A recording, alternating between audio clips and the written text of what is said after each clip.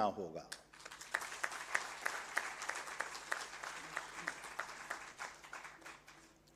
Our nation cannot rise to greatness unless she first masters the language of the earth under her feet.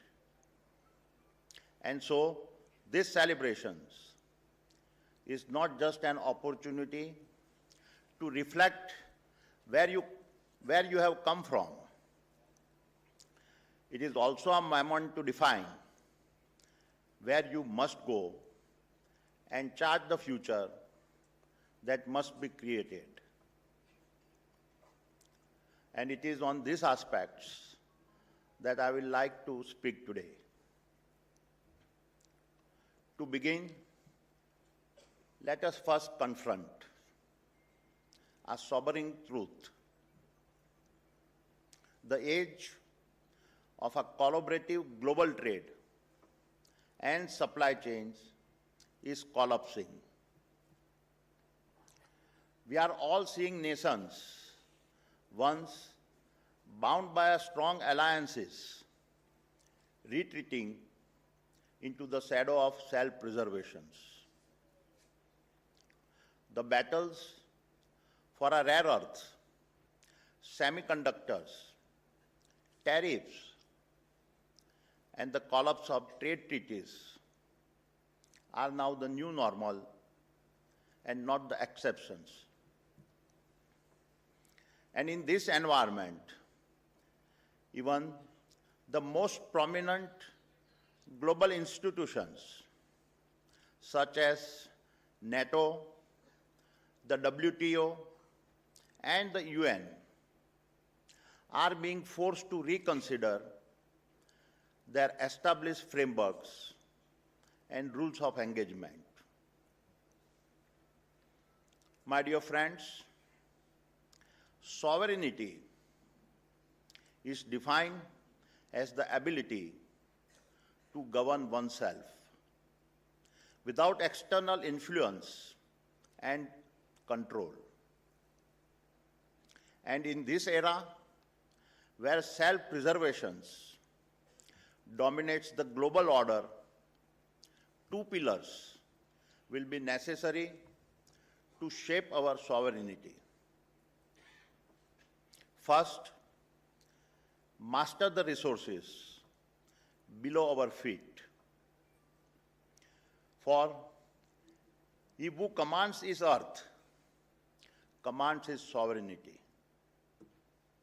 Second, master the energy that fuels our rise. For she who owns her fire owns her sovereignty. And it is no coincidence that our ancient Vedas had articulated this truth long before modern geopolitics discovered them. या भूमिया पृथ्वी धनवती तेजः भवति भाग्यवती. Sovereignty belongs to those who commands their earth, and those who command their earth command their energy. And that is why our history must be our mirror. For whenever we have failed to recognize our own image, others have stepped in to paint it for us and define our destiny. And destiny, my young friends, is never gifted. It is the price of the fight to stay sovereign. Let us validate this with a familiar story. Once upon a time, as you know, about 100 kilometers from here stood the world's greatest seat of learning, Nalanda. Nalanda was not just a university. It was the command center of Bharat knowledge. It was Bharat dignity, proof that learning was our civilizational identity. It was Bharat destiny. आप देख रहे हैं